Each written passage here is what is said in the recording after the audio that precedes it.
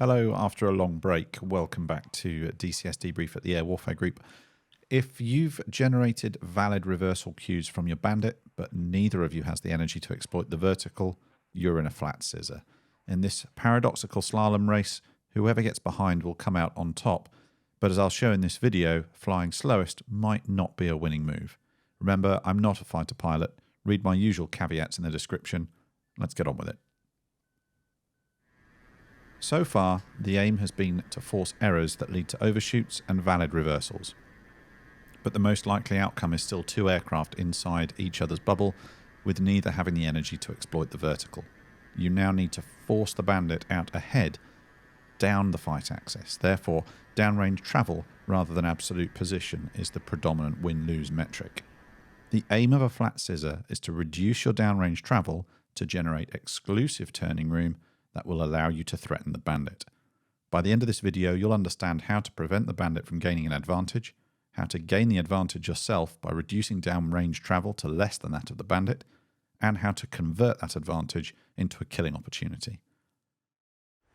For two aircraft to be in a flat scissor, they must be maneuvering in plane and within each other's turn circle. Neither aircraft has the turning room necessary to bring their nose to bear on the other before their flight paths cross again, and neither of them have vertical performance. Therefore, a flat scissor is not the same as a one-circle fight, despite the nose-to-nose geometry. A flat scissor usually comes about after an overshoot by the offensive aircraft and a reversal by the defender that neutralises the fight without providing either aircraft with a decisive advantage, and with both at an energy state that denies vertical manoeuvring potential. In this situation, if one aircraft flew straight and the other flew S-turns, the turning fighter would end up behind due to reduced downrange travel. A flat scissor occurs when both aircraft are attempting to counter this. The execution of these reversals will be variable depending on geometry, but recognise that all reversals will induce at least some downrange travel during their execution. Flats can be close, with fuselages aligned, or wide, with higher aspect at each crossover.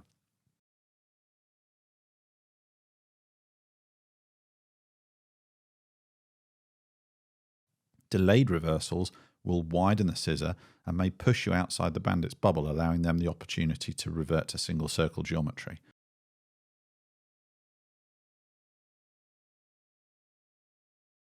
However, tight, close-in scissors require more frequent reversals with the risk of you flushing out ahead.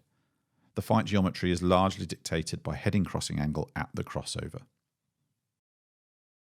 Kinetic energy is required to develop the roll rate for effective reversals and turn rate to rapidly move your nose, so flying at minimum control speed may not be the best play. You'll need to fly fast enough to maintain good control authority and turn rate, but slow enough to minimise radius and downrange travel. This is a high drag, high angle of attack regime, and moving the nose adds to that drag, so high power is likely required to overcome it. Therefore, despite needing to slow your downrange travel, you are likely to be at max power until fuselages align in phase. Remember that the vertical offers you the potential to reduce downrange travel while conserving energy, so excess airspeed can be controlled with nose up. Turning room above the Bandit will be exclusive if they are unable to match your nose up move. Given these compromises, it can be seen that control finesse, smooth flying, and above all, a good feel for the aircraft envelope are essential to winning a flat scissor. After the initial overshoot and the reversal, place your lift vector on the Bandit's 6 o'clock and pull to the limit, checking the Bandit's aspect and movement on your canopy. If the Bandit is moving forwards on the canopy and aspect remains low, i.e. you're looking at the Bandit's beam, then you are winning. If the Bandit is moving forward but aspect is increasing, that is, you're seeing more nose, then you are neutral. If the Bandit is moving aft in your canopy regardless of aspect, then you are losing. Recognise that the Bandit will also be doing the same, and this will result in another unavoidable overshoot from which another reversal will be necessary. You're now in a flat scissor. If you're losing, work out of phase. To work out of phase keeps the fight separated and preserves the scissor. Maximise your turn rate during the separation and time your reversal to be just before the Bandits. Try to keep the Bandit moving their nose, bleeding energy and manoeuvre potential, and denying them the lead they need for a gunshot. Watch for stagnation of their nose movement or wing rock. This might indicate that they are on the verge of losing control.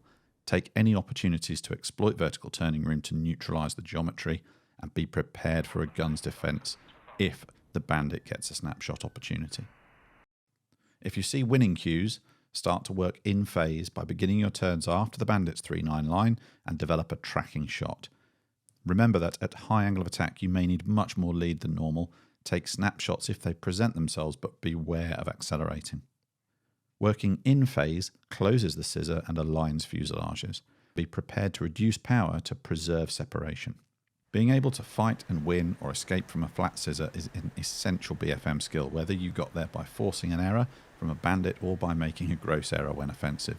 Your success will depend on recognizing the scissor developing and carrying out the correct mechanic, correctly assessing a winning, neutral, or losing geometry, and maneuvering appropriately. Remember though that no matter how hopeless the situation, you must never give up.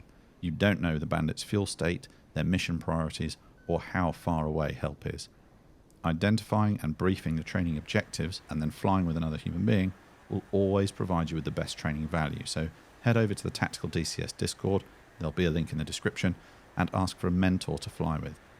Next time we'll cover rolling scissors, and then we'll be into high aspect BFM, and the end of this series will finally be in sight. Thanks for watching. Please click like if you found this video useful, and subscribe if you'd like to see more. Check out the rest of the playlists and the channel, and I'll be back soon. Thanks for watching.